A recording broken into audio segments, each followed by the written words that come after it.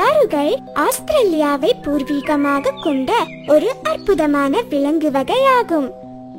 இவை பல தனித்துவமான அம்சங்களையும் மற்றும் திறன்களையும் கொண்டிருக்கின்றன. கங்காருகள் ஆஸ்திரேலியாவின் தேசிய விலங்காக இருக்கின்றது. ஆஸ்திரேலியாவில் உள்ள மக்கள் தொகையை விட அதிகமான எண்ணிக்கையில் கங்காருகள் வாழ்ந்து வருகின்றனவாம். கங்காருகள் இரு குட்டையான முன்கால்களையும், இரு பெரிய பலமான பின் கால்களையும் மற்றும் ஒரு தடிமனான நீண்ட வாலையும் கொண்டிருக்கின்றன. கங்காருகள் மற்றும் வாலபிகளில் சுமார் 45 இனங்கள் உள்ளன. அதில் சிவப்பு நிறத்தை கொண்ட கங்காருகள் 10 கிலோவுக்கு மேல் உடல் எடையையும், 2 மீட்டருக்கு மேல் உயரத்தையும் மற்றும் 3 அடி உயரம் வரை உள்ள வாலையும் கொண்டுள்ளன. கங்காருகள் சுமார் 15 முதல் 20 ஆண்டுகள் வரை ஆயுட்காலம் கொண்டவையாம்.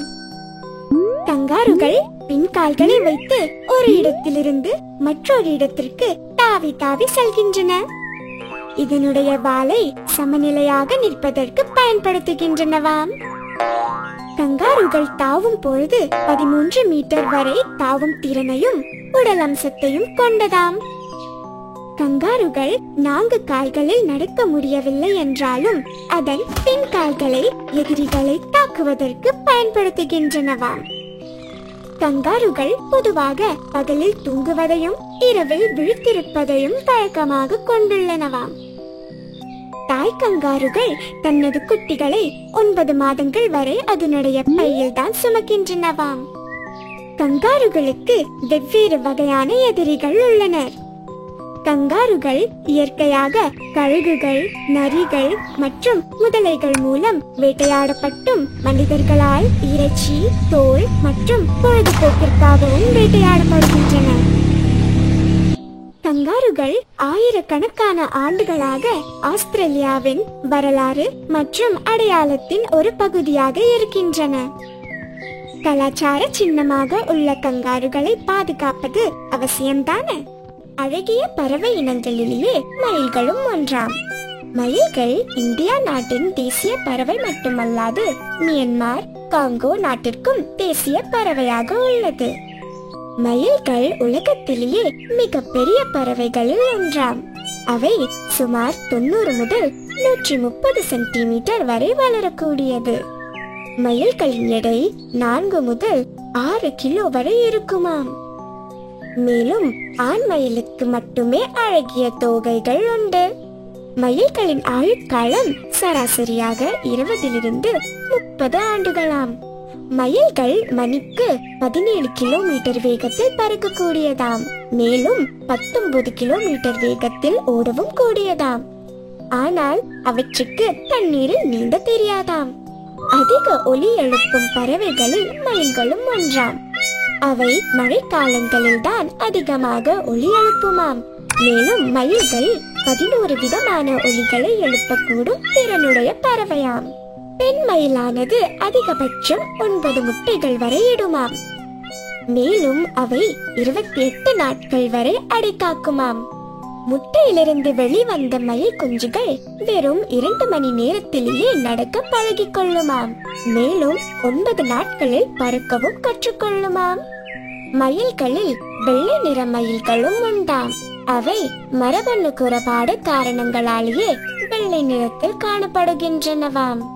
மயில்கள் தாவரங்கள், பூக்கள், விதைகள், சிறிய வகையான பாம்புகள் மற்றும் எலிகளை உட்கொள்ளுமாம். மயில்கள் அடர்ந்த காடுகளில் வாழ்வதில்லையாம். அவை குறைந்த மரங்கள் கொண்ட நிலப்பரப்பில் தான் வாழுமாம். மயில்கள் வயல்களில் உள்ள எலிகளை பிடித்து உண்பதால் விவசாயிகளுக்கு நண்பனாகவும் உள்ளதாம்.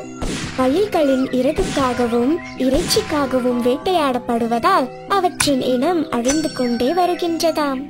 இயற்கையின் படைப்பில் உருவான இவ்வளவு அழகான மயில்களை பாதுகாப்பது நமது கடமைதானே. கண்ணை கவரும் பூச்சி குடும்பங்களில் அழகான ஒலியான பருக்கும் பூச்சி பட்டாம்பூச்சி இனமாம். தமிழ்நாட்டில் பல பகுதிகளில் இப்பூச்சி வகைகளை தும்பி என்றும் பட்டாம்பூச்சி என்றும் அழைக்கப்படுகிறது. உலகில் பட்டாம்பூச்சிகளில் ஏறத்தாழ 6000 வகைகள் உள்ளன. இந்தியாவில் 500க்கும் மேலான தட்டா இனங்கள் இதுவரை பதிவு செய்யப்பட்டிருக்கின்றனவாம். பட்டாம்பூச்சியின் உடல் கண்ணை கவரும் நிறத்தில் மெல்லிய கம்பி போல் நீண்டு இருக்கும்.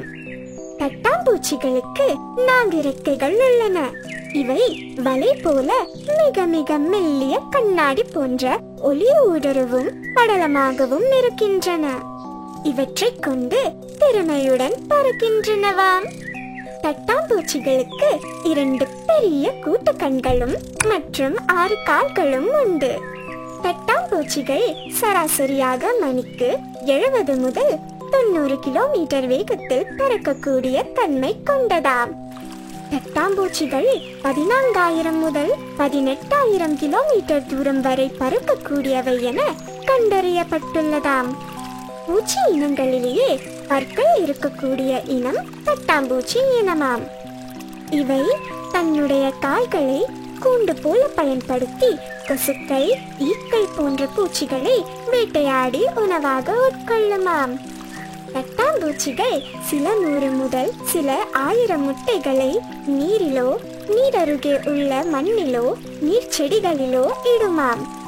முட்டைகளிலிருந்து பிறக்கும் இளவுயிரி தட்டா நீருக்குள்ளேதான் வாழ்க்கையை 1 ஆண்டு முதல் 5 ஆண்டு வரை வாழுமாம். பட்டாம்பூச்சிகள் நீரிலிருந்து வெளிவந்த உடனேயே பறக்க தொடங்கிவிடுமாம்.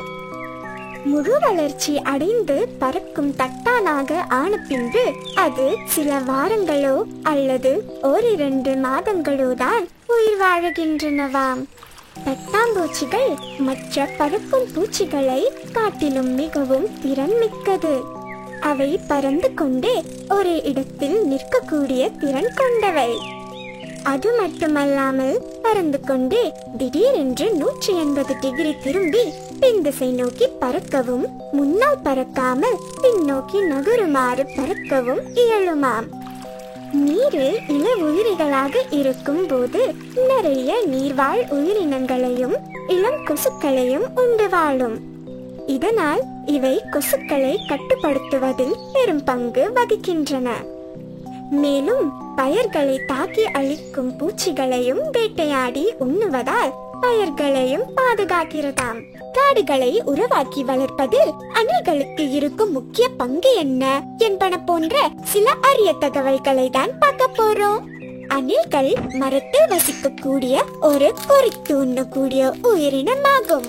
அணில்கள் சுமார் 30 மில்லியன் ஆண்டுகளுக்கு முன்பே வாழ்ந்துள்ளனவாம். அணில்களில் சுமார் 280 வெவ்வேறு இனங்கள் உள்ளனவாம். அதில் 3 அடி நீளம் வரை வளரக்கூடிய மிக பெரிய இனம் இந்தியாவில் தான் காணப்படுகின்றதாம். இந்தியாவில் உள்ள அணில்களுக்கு முதுகில் 3 - 5 கோடுகள் வரை இருக்குமாம். அணில்களின் சராசரி ஆயுட்காலம் 5 - 8 ஆண்டுகள் ஆகும். அணில்களில் சுமார் 40 வகையான பறக்கும் அணில் வகைகள் இருப்பது உங்களுக்கு தெரியுமா? உண்மையில் இது பறப்பதை போல இருந்தாலும் உடலின் இரு பக்கமும் ஒரு விரியும் சவ்வை பயன்படுத்தி காற்றில் சீராக செல்கிறதா. அணில்கள் நன்கு பழகினால் மனிதர்களுடன் நெருங்கி விளையாடும் தன்மை கொண்டவை. பலர் தங்கள் வீடுகளில் அணிலை செல்ல பிராணியாகவும் வளர்த்து வருகிறார்களாம். அணில்களால் தன் உடல் நீளத்தை போல 10 மடங்கு தூரத்திற்கு ஒரு இடத்திலிருந்து மற்றொரு இடத்திற்கு குதிக்க முடியுமா? அணில்கள் சுமார் 20 மீட்டர் உயரத்திலிருந்து கீழே விழுந்தாலும் அவை தன்னுடைய உடலை சமநிலையில், அதாவது பாராசூட்டை போல வைத்துக் கொள்ளுமாம். இதனால் எந்த காயமும் அணிலுக்கு ஏற்படாதாம். அணில்களின் பார்வை திறன் மிகவும் கூர்மையாக இருக்குமாம். இதனால் சுலபமாக மற்ற விலங்குகளிடம் சிக்காமல் தப்பித்துக் கொள்ளுமாம். அணில்கள் ஒரு வாரத்திற்கு தங்களுடைய உடல் எடையை விட அதிகமான அளவிற்கு சாப்பிடுமாம். அவை சராசரியாக வாரத்திற்கு 500 கிராம் வரை சாப்பிடுமாம். ஆண் அணில்கள் பெண் அணில்களை சுமார் 1 கிலோமீட்டர் தூரத்தில் இருந்தாலும் அதன் வாசத்தை வைத்து கண்டுபிடித்து விடுமாம். அணில்கள் சராசரியாக மணிக்கு 15 - 30 கிலோமீட்டர் வேகத்தில் ஓடக்கூடியதாம். அணில்கள் ஏன் எதையாவது குறித்து கொண்டே இருக்கிறது என்று தெரியுமா? அணிலுக்கு நீளமான 4 முன்பற்கள் இருக்குமாம். இந்த முன்பற்கள் தொடர்ந்து வளர்ந்து கொண்டே இருக்குமாம். அணில்கள் இப்படி கொறிக்காவிட்டால் பற்கள் தொடர்ந்து நீளமாக வளர்ந்து அதன் வாயை அசைக்க முடியாமல் போய்விடுமாம். இதனால் அவைகள் பட்டினி கிடந்து இறக்கவும் நேரிடுமாம். ஆகையால் தான் எப்போது பார்த்தாலும் அணில்கள் கொறித்து கொண்டே இருக்கிறதாம். அணில்கள் மரத்திலிருந்து கிடைக்கும் விதைகள் மற்றும் பல கொட்டைகளை சாப்பிடுவதற்காக எங்கேயாவது புதைத்து வைத்திருக்குமாம். ஆனால் இதில் 30% மட்டுமே தேடி கண்டுபிடித்து சாப்பிடுமாம். மீதி 70% அப்படியே மறந்து விட்டுவிடுமாம். இவ்வாறு புதைக்கப்பட்ட விதைகள் நாளடைவில் செடிகளாகவும் மரங்களாகவும் வளர்ந்து காடுகளாக உருவாகின்றன. இவ்வாறாக காடுகளை உருவாக்கி வளர்ப்பதில் அணில்களுக்கு முக்கிய பங்கும். இந்த உலகில் மனிதர்களின் நண்பன் என்று அழைக்கப்படுவை நாய்கள் என்றே கூறலாம் அல்லவா? அதேபோல் தற்போதைய காலகட்டத்தில் மனிதர்களுக்கு சிறந்த செல்ல பிராணியாகவும் நாய்கள் இருந்து வருகின்றன. நாய்கள் நமக்கு பல வகைகளில் உதவுகின்றனவாம். நம் வீடுகளை காவல் காப்பதற்கு மட்டுமின்றி தற்போது மனிதனுக்கு சிறந்த நண்பனாகவும் இருந்து வருகின்றது. இப்படிப்பட்ட நாய்கள் பற்றி நீங்கள் அறிந்திராத சில சுவாரஸ்யமான விஷயங்களை நாம் பார்க்கலாம். நாய்கள் முதலில் 30,000 ஆண்டுகளுக்கு முன்பு தோன்றியதாக வரலாற்று ஆய்வுகள் குறிப்பிடுகின்றனவாம். பொதுவாக நாய்கள் நரிகளினத்தை சேர்ந்தவையாம். நாய்களுக்கு 5 அறிவு என்பது நாம் அனைவரும் அறிந்ததே. அப்படி இருந்தும் அவற்றின் ஞாபக திறனானது 250 வார்த்தைகளை கூட ஞாபகம் வைத்துக் கொண்டு அதனை புரிந்து கொண்டும் அதற்கு ஏற்றாற்போல் நடந்து கொள்ளும் அளவிற்கு திறன் பெற்றதாம். பொதுவாக மனிதர்களுக்கு தனிமை என்பது நிறைய வேதனையை தரும் அல்லவா? அது போலவே நாய்களும் தனிமையில் இருந்தால் கவலைக்கு உள்ளாகுமாம். இதன் காரணமாகவே நாய்கள் மனிதர்கள் இல்லை என்றால் அதனால் தனிமையில் வாழ்வது மிகவும் கடினமாம். நாய்களுக்கு மனிதனை போல் மிகவும் அன்பு காட்டும் திறன் உண்டு. நாய்களுக்கு ஒரு முறை உணவு போட்டாலும் தனது வாழ்நாள் முழுவதும் ஞாபகம் வைத்துக் கொள்ளும் திறனை பெற்றிருக்குமாம். நாய்கள் சில நேரம் புற்களை சாப்பிடுவதை நீங்கள் பார்த்திருப்பீர்கள் அல்லவா? இவ்வாறு நாய்கள் புற்களை சாப்பிட காரணம் தங்களின் உடல்நிலையை தன்னை அறிந்து கொண்டு செரிமான மண்டலத்தில் பாதிப்பு இருப்பதை கண்டிருந்து அதற்கு மருந்தாக புற்களை சாப்பிடுமாம். பொதுவாக நாய்களுக்கு எந்த ஒரு மருந்தும் தேவைப்படுவதில்லை. தன்னை தானே சரி செய்து கொள்ளும் திறன் கொண்டிருக்குமாம். இயல்பாக நாய்களுக்கு நன்கு கேட்கும் திறன் நுகரும் திறனையும் பெற்றவை. இதன் காரணமாக நாய்களுக்கு பூமியில் ஏற்படும் இயற்கை சீற்றத்தையும் கூட எளிதாக கண்டறிய முடியுமாம். அதேபோல் கேன்சர் உள்ளவர்களை கண்டறியும் திறனும் பெற்றிருக்குமாம். இதன் நுகரும் திறன் மனிதனை விட 10,000 முதல் 1,00,000 வரை அதிகமாம். மனிதர்களுக்கு எப்படி கைரேகை என்பது ஒவ்வொருவருக்கும் தனித்தன்மையாக உள்ளதோ அதுபோலவே நாய்களின் மூக்கில் காணப்படும் ரேகைகளும் ஒவ்வொரு நாய்களுக்கும் மாறுபடுமாம். கடிகாரங்களின் கவர்ச்சிகரமான தோற்றம். சூரிய கடிகாரங்களிலிருந்து டிக் டிக் கடிகாரங்களுக்கான வளர்ச்சியில் நேரத்தை பராமரிப்பது நீண்ட பாதையை கடந்து வந்துவிட்டது. இந்த பிரிவில் கடிகாரங்களின் கவர்ச்சிகரமான தோற்றத்தையும் அவை எவ்வாறு வரலாற்றை வடிவமைத்தது என்பதை ஆராயப் போகிறோம். காலத்தின் வழியாக பயணிப்போம். 1. முதல் இயந்திர கடிகாரத்திற்கு முகம் இல்லை. 13ஆம் நூற்றாண்டில் கட்டப்பட்ட ஆரம்பகால இயந்திர கடிகாரங்களில் கடிகார முகங்கள் இல்லாதவை. அதற்கு பதிலாக அவர்கள் நேரத்தை அறிவிக்க மணிகளை பயன்படுத்தினர். 2. 10 மணி நேர கடிகார பரிசோதனை. பிரெஞ்சு புரட்சியின் போது ஒரு தசம நேர அமைப்பை சுருக்கமாக அறிமுகப்படுத்தப்பட்டது. இதில் ஒரு நாள் 10 மணி நேரமாகவும் ஒவ்வொன்றும் 100 நிமிடங்களாகவும் ஒவ்வொரு நிமிடமும் 100 வினாடிகளாகவும் பிரிக்கப்பட்டது.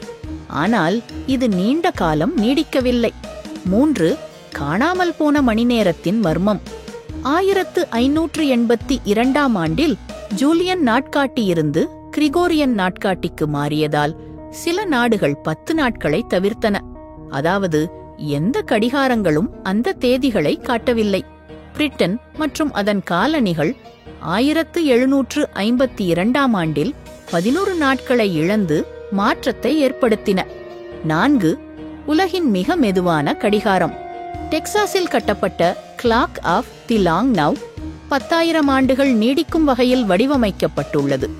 அதன் முட்கள் நூற்றாண்டுக்கு ஒரு முறை நகரும், மேலும் அது 1 மில்லியன் ஆண்டுகளுக்கு ஒரு முறை ஒலிக்கும். 5 நேரம் உள்ளூர் மயமாக்கப்பட்டது. 19ஆம் நூற்றாண்டில் நிலையான நேர மண்டலங்கள் வருவதற்கு முன்பு ஒவ்வொரு நகரமும் சூரியனின் நிலையின் அடிப்படையில் அதன் சொந்த உள்ளூர் நேரத்தை கொண்டிருந்தது. அட்டவணைகளை சரியான பாதையில் வைத்திருப்பதற்காக தரப்படுத்தப்பட்ட நேரத்திற்கு இரயில் பாதைகள் இணைக்கப்பட்டன. 6. 11 மணி கட்டுக்கதை. ஒரு கடிகாரத்தில் 11 ஐ பார்ப்பது நல்ல அதிர்ஷ்டம் என்று சிலர் நம்புகிறார்கள். இந்த மூடநம்பிக்கையின் தோற்றம் தெளிவாக இல்லை, ஆனால் பரவலாக பின்பற்றப்படுகிறது. 7. டூம்ஸ்டே கடிகாரம் ஒரு உண்மையான கடிகாரம் அல்ல. அணு விஞ்ஞானிகளின் செய்திக்குறிப்பால் பராமரிக்கப்படும் டூம்ஸ்டே கடிகாரம் உலகளாவிய பேரழிவுக்கு மனிதகுலம் எவ்வளவு நெருக்கமாக உள்ளது என்பதை குறிக்கிறது. இது ஒரு உருவகக் கடிகாரம், உண்மையான நேரக்காப்பு சாதனம் அல்ல. 8. பிக் பென் ஒரு கடிகாரம் அல்ல. மக்கள் பெரும்பாலும் லண்டனின் பிக் பெனை ஒரு கடிகாரம் என்று குறிப்பிடுகிறார்கள். ஆனால் பிக் பென் உண்மையில் எலிசபெத் கோபுரத்திற்குள் உள்ள கிரேட் பெல்லின் புனைப்பெயர். 9. சூரிய கடிகாரங்கள் நவீன கடிகாரங்களுடன் பொருந்தாது. ஒரு சூரிய கடிகாரம் உண்மையான சூரிய நேரத்தை காட்டுகிறது. இது பூமியின் அச்சு சாய்வு மற்றும் சுற்றுப்பாதை காரணமாக வழக்கமான கடிகாரத்தின் நேரத்திலிருந்து வேறுபடலாம். அதனால் நிலையான நேரத்துடன் ஒப்பிடும்போது சூரிய கடிகாரங்கள் எப்போதும் துல்லியமாக இருக்காது. என்ன நண்பர்களே, சுவாரஸ்யமான தகவல்களை தெரிந்து கொண்டீர்களா? இந்த தகவல்களை உங்கள் நண்பர்களிடமும் பகிர்ந்து கொள்ளுங்க. இதே மாதிரி நிறைய பயனுள்ள தகவல்களை தெரிந்து கொள்ள எங்களுடைய சேனலை சப்ஸ்கிரைப் செய்து கொள்ளுங்க.